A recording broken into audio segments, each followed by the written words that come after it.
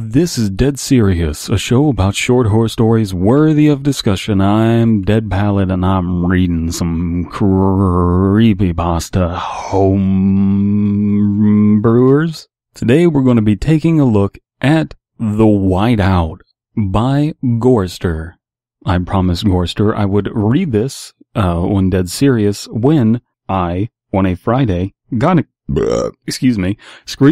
extremely drunk and decided to hit up the Discord and just chat with whoever was there. Initially, the only person who showed up was Zath, and then Gorrister eventually showed up, and he was like, would you take a look at this? And I'm like, yes, I will take a look at this. And I've been meaning to do that anyway. Look at more of the stories people write in our Too Spooky community. So let's get into The Whiteout. Feel free to leave criticism down below, constructive or otherwise. If you just want to be a dick to Gorrister, that's also fine. Fuck him, you know? The reports began to appear about 2 months ago. You'd be browsing through news channels, possibly even listening to the TV in the background as you fixed breakfast, when you'd catch a passing note about oncoming snowstorms. The reports started out infrequent, with one or two appearing here and there, and then quickly becoming the norm as coverage of storms became the staple topic for any station. Snow was pouring down pretty much anywhere in the country that was able to consistently stay below 32 degrees Fahrenheit. There'd be meteorologists casually remarking about the sudden flurry one day, the next day, through chattering teeth and vision obscured by your own foggy breath. You'd watch the morning broadcasts about the whiteout that had hit a huge patch of the U.S. So immediately this feels as though it is speculative fiction, where there is a universe where snowstorms are just becoming a constant problem, where we're just having a constant barrage of snowstorms, regardless of season, it appears. The term that Slimebeast has used for this is keyhole fiction, where you get a small glimpse into a bigger world, and you can only view this bigger world through a quick slap across the face of information. This isn't particularly the kind of story that I go out of my way to write, but I do enjoy occasionally reading these kinds of stories. The question I would ask is this opening paragraph unique enough to hold one's attention?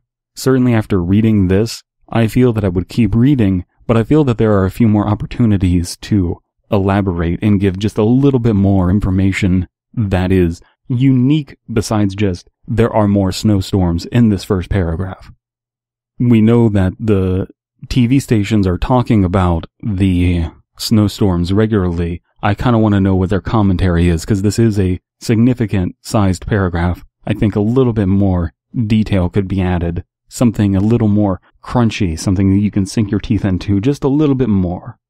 I was frightened enough for us at that point alone. Snow was coming in at a rate that made it hard to clear roads, and without the ability to navigate their roads or even cities, people were unable to get new food or repair damaged electrical equipment. News companies stayed as active as they could, but moving their cameras and mic equipment was impossible in the conditions at hand. Some managed to get helicopters airborne, and the footage they captured was shown on their respective networks as usual. We all did our best to tough it out and hope the storms would end before our food supplies ran out. Here's where we should use the classical amateur trick of writing a short story, specifically. This works better with short stories. Write a short story and then cut out the first paragraph, because the second paragraph seems to have more information. So I think merging aspects of the first and second paragraph would be better, and expanding on what happens in the second paragraph. Now we're getting a little bit more information about what the news companies are doing and just how severe the snowstorms are, that people are running out of food, they're being snowed in, and, cannot have an active society. They're just stuck at home, I'm presuming. One thing I'm curious about is, you have to clear the roads. Does that mean that there are more people hired to clear roads? At this point, I was uncomfortable, but not at risk. Plenty of food, several good blankets, and a water bubbler in my kitchen. I was also one of the people in my rural neighborhood that still have power after a few of the local telephone poles got slammed by shitloads of ice. I was also able to spend the first several days keeping up to date on the state of the storm from my laptop, passing time playing games that consumed as little electricity as possible. I tried to watch the news nightly, but on one night in particular, I was too tired to stay up for it, so I set it to be recorded. Shows what I get for trying to keep my sleep schedule stable, because I didn't sleep a single hour uninterrupted by waking up due to the night's extreme cold. That's at least what I attribute it to. I think all of that section, that paragraph, function as it should, and I look at it and I always ask the question that I need to be asking myself more when I'm reading other people's stories. I always need to attribute more personality to my characters. That's the common criticism I get from people who I trust. And I think that this is a problem here too. You could imbue a little bit more personality. So plenty of food. What kind of food? I would feel like you want to describe the blankets, and then there's also games being mentioned here. What games in particular? I think that information would be helpful and would go a long way into giving characterization to our narrator. But again, these kinds of stories are almost never about the narrator, really. The narrator is just a lens into the world.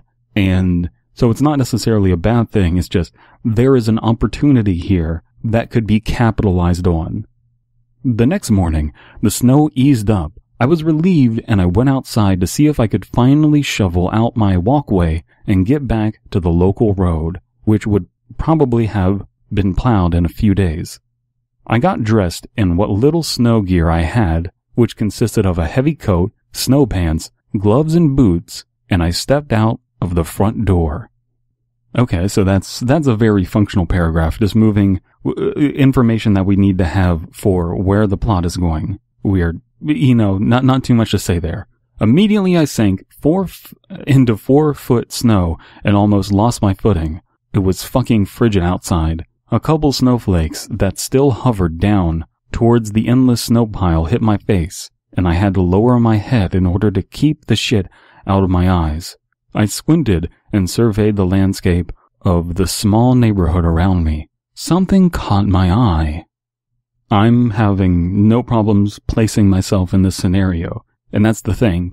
So we're talking about the narrator. There's not a whole lot to talk about there. Then you get to the scenery, and then it's more descriptive because that is the character of the story, is the scenery. And I think that that's an interesting thing that a lot of writers, myself included, just miss out on, of like, that's the real character. That's the unsung hero. And I hope that I can draw attention to that's where a story can really get interesting, in my opinion, is the conditions that people can be put into, and how they react to that is maybe even less important than just the scenery. It's like in a shooting game, if you have a new character introduced, everyone gets really hyped and everyone gets really excited, but people get less excited when there's a new map introduced, even though a map that's well designed adds just as much to the game, if not more, than a new character does.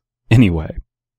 My neighbors, a couple who I had known for a long time to be extremely bitter towards one another and spent most of their time working on a divorce while avoiding each other as much as possible, were kneeling hunched over in the snow. I squinted. They were both in their morning bathrobes, hands ungloved, and the wife was missing her glasses. I breathed out of my mouth and half watched as it puffed out into the slight breeze. She had told me about a year ago that she had a vision condition and that her eyesight was extremely poor without those glasses. I took a long, shuffling step into the snow, managing not to trip or drown in it, and yelled out to them, "Hey, are you two all right?" It feels like this might end up being the focus of the story, and that I feel is an interesting crux. that's a cool image of two people who are bitter towards one another out in the snow and in their bathrobes. I paused. No answer. They didn't even acknowledge me. I thought they must be suffering ear issues from the freezing cold. Either that, or I was fucked from lack of sleep. I called out again. You two are in danger out here. I'm not David, or David Lynch. I'm not David Lynch or David King, but I will attempt my best Gordon Cole here. You two are in danger out here. You're not wearing enough, and if you don't get inside, you're probably going to get frostbite. What are you two doing? Nothing. I wiped some snow off the bridge of my nose, waiting for a response, but nothing came. Again, down below, tell me if you feel that you can picture what is happening in your head. I have my opinion, but really, think about it. Do you at this very moment have an image in your head? And is that image interesting and successful? To me, I feel that this is functioning, but I am one person, and how this affects me, I might have a more active imagination, I might have a more visual imagination. It would behoove our writer here, Gorrister, to hear whether this is giving an image to you or not. But then something happened. The husband was moving. Even though I could clearly see the both of them in full, I had no idea what he was doing. His arms, fingers, and neck visibly twitching for a moment before I felt my stomach drop as the man's head jerked a few inches forward and a steady stream of whitish yellow vomit poured out of his mouth, most of it pooled in the snow in front of him, and some of it splashed up against the edges of his bathrobe like rotten milk. Even from across the street, I could hear his quiet retching as another spasm hit him, and he emptied his stomach completely. Okay, so there's a bunch to talk about here. We have, but then something happened. The husband was moving, but then something happened. That is problematic in some ways and successful in others. If this was being narrated, that makes more sense. A person just saying, but then something happened. That's how a normal person talks. But it's telling us like, and then the plot progressed. It's like, yeah, we know the plot progressed. Like something else is supposed to happen. It's a story. So that is a double-edged sword. You could consider that successful or not successful. I think it's on the edge. I would err on the side of trying to come up with something just a little bit more creative than, but then something happened. Even something like cutting out the something happened and just go, but then the husband started moving, I think could also be successful. And then we get to the puking. And the puking is a very common thing in creepypasta, but for a completely different reason than what we're seeing here. Puking normally in creepypasta happens at the hands of the narrator themselves to convey how severe the situation is or how grossed out they are or just to get a gross out factor, period. But here, it is not the narrator puking. It is instead this character across the street, and they don't just puke. They puke in a very specific way. A steady stream of whitish yellow vomit poured out of his mouth, pulled in front of him, splashed like rotten milk. All of this stuff, the quiet retching as another spasm, like all of this is very vivid. So there is that gross out factor, but the question is the writing tight enough? And I think it is. I think this is happening for a reason, and I think that whatever this whitish yellow vomit is going to bear some plot relevance as we progress. I was about to slog back towards my house and call an ambulance, or whatever equivalent emergency vehicle could get here in spite of the snow. I figured they might have been in a state of shock from the temperature or something. I'm not a fucking medical expert, but I had not seen something throw up that hard in my entire life. Right before I turned, however, I caught more movement. I focused in on them again. The husband hunched over even further, extending his fingers and using both hands to make a clump of big snow enough to fill his palms. He then hit his wife with a snowball. No, his wife mimicked him, her own more slender hands forming her own clump. Hey, ladies and gentlemen, if you haven't been outside in the snow for a while and picked up a clump of snow with your bare hands and throw a snowball at someone with your bare hands in a good while? Try doing it next time there's snow around. You might have forgotten how cold snow is, because snow is like, by definition, really fucking cold, and it's easy to forget that. And maybe you might want to imbue that in the story in some way by saying something along the lines of, it made my hands feel awful just seeing them do it. I don't know, just a thought. I watched as both brought the snow to their face, their heads bobbed into a powdery sludge, and at that point I realized exactly what they were doing. They were eating snow. I stood completely petrified with confusion as they shoveled the stuff into their mouths. It poured messily from in between their fingers, some appearing to melt off their hands when it came into contact with their breath. I started to sweat. That is a bizarre image, and we have multiple reasons we have multiple conclusions that we could possibly draw from this. It could be some sort of, cabin fever, or some sort of infection, or it could be just plain old starvation. I have a number of theories, and I feel that that's cool. That's a fun thing.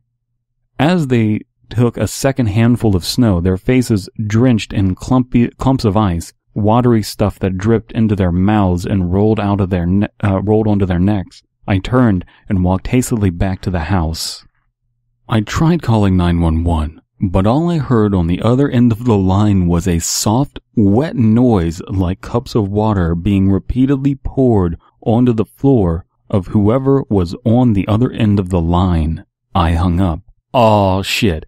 Everyone in the world is a snow eater. I flung off my snow gear and quickly grabbed my laptop. Fuck, I had forgotten to charge it before going to sleep, and the cold had sucked out the last of the battery. I was about to shove the power cord onto the thing when I remembered the news broadcast I had recorded last night. As I hit the buttons on the remote, my fingers trembled due to what I could only assume was the cold. But at that point, there wasn't a way to tell. I want to reread that because I think there's a bit of a tell there. My fingers trembled due to what I could only assume was the cold, but at that point, there wasn't any way to tell. Maybe this person is infected and became a snow eater, or however snow eating is transferred. He is becoming a snow eater from the trembling, where the trembling is a symptom along with the snow eating for whatever this is. I think that you could just simply say, my fingers trembled, and leave it at that, because I think that that's where this story is going, although I could be wrong. When I watched the recording, I saw the report about the multiple cases of women hospitalized with unexpected pregnancies and unsurvivably low regular body temperatures. I turned the TV off and looked out the window. All of my neighbors were hunched over in the snow, stuffing the cold, icy shit into their mouths. Women hospitalized with unexplained pregnancies and unsurvivably low regular body temperature. I mean, I guess we don't know whether our protagonist is a male or female, or how that affects the man. I think that maybe Gorrister has an idea in his head as the writer of what this means, and maybe he doesn't want us to know exactly what it is, but I'm not sure. Let's press on and figure out where this is going, because that's interesting. I just hope there's some sort of thought to it. The first couple I had seen were now lying face down in a pool of rapidly melting snow with a distinctive, thick silver tinge. As I watched, a dark red puddle very slowly began to spread onto the snow under them, quickly overcoming the color of the silver liquid. What the fuck is going on? I have a rough idea that, the silver liquid is something that is infecting them, and the blood and the red stuff is the snow. Although, why would the snow be red if they're like a frozen hunk of blood, After that, I loaded my gun, a Glock 17 that I had owned for a year or so, with the only clip in the house. Oh, you motherfucker committed the cardinal sin. Fuck this story. It's awful. Clip. Fuck you, Clip. It's a magazine, my friend. It's called a magazine. I took a kitchen knife, all the canned food in the house, any water I could find that didn't come from the tap, and went to my room. I've been here for the past 5 days, and I'm running out of water. I so badly want to go outside and swallow some of that delicious ice, cold, watery snow, but I don't think I can get my fill without my stomach bursting. So people are becoming so hungry and so dehydrated that they're now eating snow. But we do have something that melts snow, and so I don't know why we would be desperate, because we can melt the snow. Is there something in the snow that is causing people to be infected? Because that's my theory. I do wonder where the pregnancies are coming from. Maybe there is some sort of like chest burster type organism in the snow is my guess. You know what? I think that's it. I think that there are chest bursters inside the snow. Things that will impregnate you with some sort of monster in the snow. I think that's what I'm getting out of this. And if that is the case, I suppose loading your Glock 17 with a magazine, and grabbing a kitchen knife and all the canned food, any water I could find, that makes sense. I do wonder if boiling the snow would get rid of whatever it is, whatever like snow baby cum is out there that would impregnate you through your mouth, making you make the silver pukes. Anyway, I think I've made my problems with this story pretty clear, but I really like the story, and it would not take a whole lot of reworking to be really good in my eyes. But certainly the conversation doesn't end here. It goes down below, because I am but one writer with one opinion. So please go below, leave some comments for Gorrister. I think that this is a really interesting story. I had a really great time reading it. It was a breath of fresh air for me. Now, if you enjoyed that, consider helping out the community and supporting my channel. You can support the community by conversing in the comments below and going to creativehorror.com. That's creativehorror.com for more horror-based podcasts like Darkly Lit, a monthly podcast that delves into horror literature, like an online book club. Each month they read a different short novel, graphic novel, or publicly available online story. You can follow me on Twitter and Tumblr down below in the description. Thank you so much for your time, and now on to our sponsor at this non-moment in time. Party Cardi. Party Cardi. Let's get white girl wasted!